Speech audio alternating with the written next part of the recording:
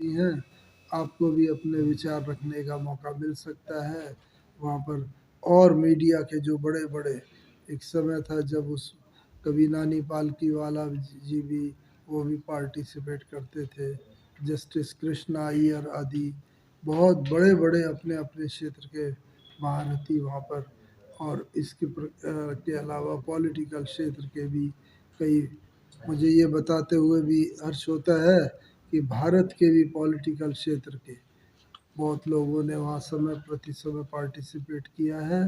और अभी 2023 में जो ये हमारा चल रहा है आज़ादी का अमृत महोत्सव, भारत सरकार के हर कार्य में ये ईश्वरीय परिवार बहुत सहयोगी बनता है। तो आज़ादी का अमृत महोत्सव जो चल रहा है, इसका उद्घाटन भी 20 जनवरी को नरेंद्र मोदी जी ने ऑनलाइन के द्वारा वो वहाँ किया था। और इसी वर्ष में ये उद्घाटन भी हुआ। आज़ादी के अमृत महोत्सव के अनेक अनेक कार्यक्रम चल रहे हैं इन 20 विंग्स के द्वारा। और साथ ही साथ अभी थोड़े दिन पहले ही भारत की राष्ट्रपति श्रीमती द्रौपदी मुर्मू जी भी, उनका भी वहाँ आना हुआ था।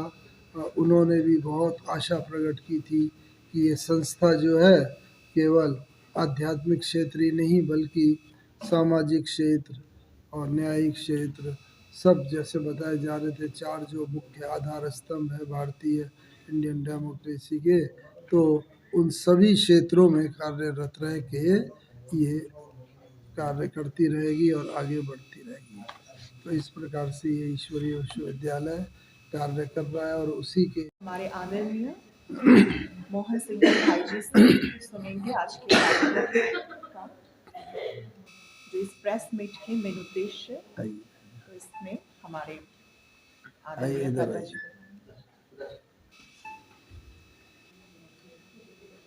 मैं माउंट आबू से राजस्थान से आया हूँ और आप सबके लिए बहुत बहुत बहुत प्यार भरी शुभकामनाएं लेकर के यहाँ पर आया हूँ। जैसा कि आपको बताया गया, इस ब्रह्मा कुमारी ईश्वरीय विश्वविद्यालय एक अंतर्राष्ट्रीय संस्था है और इसके पूरे भारतवर्ष और विदेशों के लगभग 140 देशों के अंदर ब्रांचेस हैं, केंद्र हैं। इसका मुख्य उद्देश्य मेडिटेशन आदि सिखाना और इसके साथ साथ जीवन को एक नई दिशा प्रदान करना है, जिससे जीवन के अंदर हर एक आदमी एक निर्भय जीवन, भय रहित जीवन, सुख शांतिमय जीवन व्यतीत कर सके।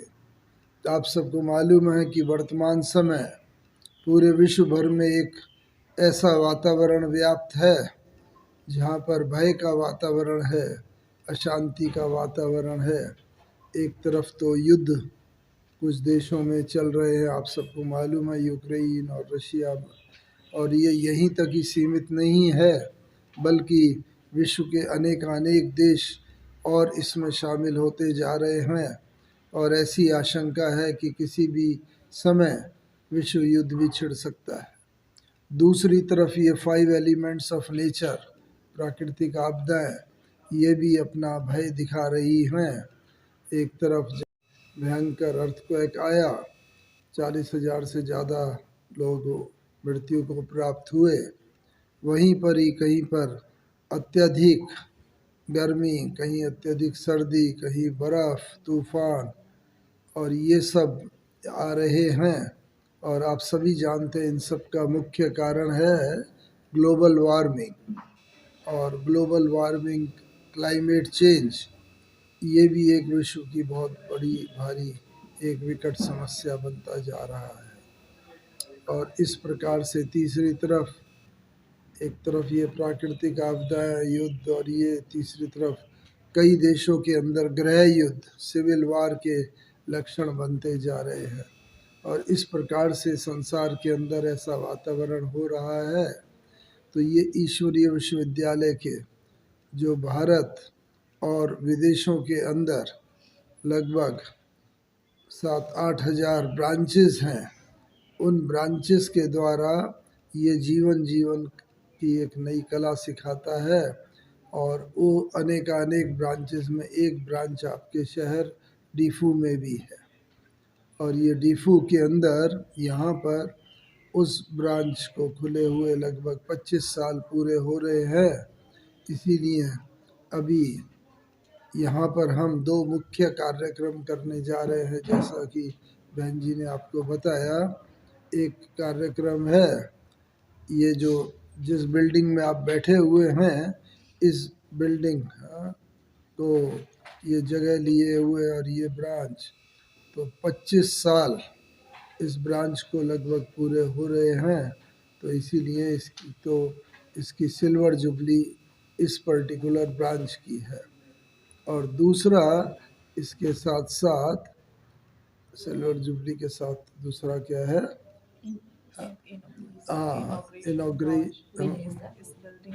इस बिल्डिंग का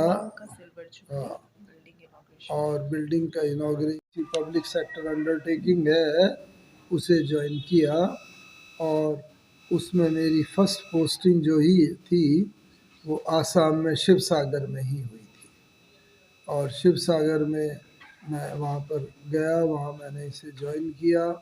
शिव सागर और नाजीरा वो हमारे वहाँ के लोकल हेडक्वार्टर्स थे। और इस प्रकार से ऑयल एक्सप्लोरेशन के क्षेत्र में मैं कार्यरत रहा। और उस दौरान इंडिया में दो ही मेन थे, ईस्टर्न साइड आसाम और वेस्टर्न साइड गुजरात। दो जगह ही पेट्रोलियम के ज़्यादा भंडार और वहाँ पर निकलते थे। उसके बाद तो फिर और जगह भी हुआ। और यहाँ पर मैं 67, 68, 69 में मैं यहीं पर ही शिव सागर में ही था। और उसी दौरान ही हमारा आना सब जगह इधर अगरतला भी होता था, गुवाहाटी भी, मेघालय, अरुणाचल प्रदेश और नागालैंड जाना होता था। और नगनी जान पहला वेल था नागालैंड में, उसे वहाँ हम लोगों ने ड्रिल किया। इस प्रकार से ये पेट्रोलियम एक्सप्लोरेशन के क्षेत्र के साथ साथ मेरा इस संस्था के साथ भी संबंध 1962 से रहा। और मुझे ये मौका मिला, सौभाग्य मिला कि शिव सागर में इस इंस्टीट्यूशन की ब्रांचेस जो परमपिता परमात्मा ने एस्टेब्लिश की थी उसको साक्षी होकर देखने का और ब्रांचेस वहाँ शुरू हुई। और मुझे ये बताते हुए हर्ष होता है कि वहाँ जो ब्रांच खुली उसकी अभी 2 साल पहले ही हम लोगों ने गोल्डन जुबली वहाँ शिव सागर में डेमो में वहाँ पर मनाई थी वहाँ। तो उसी संदर्भ में मैं बता रहा हूँ। इस प्रकार से आज हमारे नॉर्थ ईस्टर्न के सभी के साथ सेवाओं की सिल्वर जुबली है। तो ये कार्यक्रम परसों, एक कागज मुझे दीजिएगा, परसों यहाँ पर 25 तारीख को यहाँ पर 2 कार्यक्रम विशेष करके रखे गए हैं। आप सबको ख्याल रहे। और ये कार्यक्रम जो हैं आप सबके बिना तो कार्यक्रम अधूरे ही हैं, क्योंकि ये जनता को डेडिकेट किए जाएगा ये ब्रांच भी। और साथ में इनाग्रेशन के साथ साथ ये ईश्वरीय विश्वविद्यालय की इस बिल्डिंग का नाम है जीवन दर्शन भवन, क्योंकि ये जीवन का एक नया दर्शन कराती है कि जीवन को, लाइफ को किस एंगल से, किस दृष्टिकोण से देखा जाए और हमारे जीवन में शांति, पवित्रता, प्रेम, आनंद और शक्तियाँ आती जाए। इस संदर्भ में मैं कुछ अपना व्यक्तिगत अनुभव भी बताना चाहूँगा। इस ईश्वरीय विश्वविद्यालय के साथ मेरा संबंध पिछले लगभग 60 वर्षों से है, 60 ईयर्स से। और जब मैं कॉलेज स्टूडेंट था, लखनऊ यूनिवर्सिटी में ग्रेजुएशन कर रहा था, उस समय इसके कांटेक्ट में आया। और उसके बाद मेरा इंजीनियरिंग कॉलेज में जाना हुआ, एक बिहार में Indian school of mines Dhanbad, जो वर्तमान समय आईआईटी के नाम से भी जाना जाता है, उस IIT Indian institute of technology से मैंने पेट्रोलियम इंजीनियरिंग की शिक्षा प्राप्त की। 1963 से लेकर 67 तक 4 साल का इंजीनियरिंग का कोर्स था। उसके बाद ये इंजीनियरिंग की शिक्षा प्राप्त करने के बाद मैंने ओएनजीसी, आप सब जानते होंगे, और हमारी ब्रांचेस हैं, काफ़ी डेवलपमेंट हुआ है और वो ब्रांचेस का मुख्य लक्ष्य यही है कि यहाँ के लोगों के अंदर एक सेल्फ कॉन्फिडेंस पैदा करना। जहाँ एक तरफ फिज़िकल डेवलपमेंट ये उन्नति होती रहे, वहाँ साथ साथ ये ज़रूरी है कि इंटरनल डेवलपमेंट भी बहुत ज़रूरी है, मेंटल पीस भी उन्हें मिलती रहे।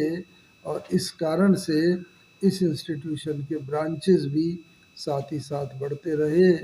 और जैसा मैंने आपको शुरू में बताया था, इस इंस्टीट्यूशन के वर्तमान समय 8,000 से ज़्यादा हमारे ब्रांचेस हैं भारत में और विदेशों में भी, और ये चल रहा है। जो मिला है प्रेस नोट, ऐसे तो इसमें सब लिखा हुआ है, लेकिन मुख्य बात इसमें ये है कि परसों 25 तारीख को सुबह 9:30 बजे इस बिल्डिंग का इनॉग्रेशन होगा और उस इनॉग्रेशन के अंदर कुछ कार्यक्रम होंगे, रिबन कटिंग सेरेमनी भी होगी, फ्लैग होस्टिंग सेरेमनी होगी, साथ साथ यहाँ जो तख्ती होती है उसके ऊपर भी लिखा हुआ होगा और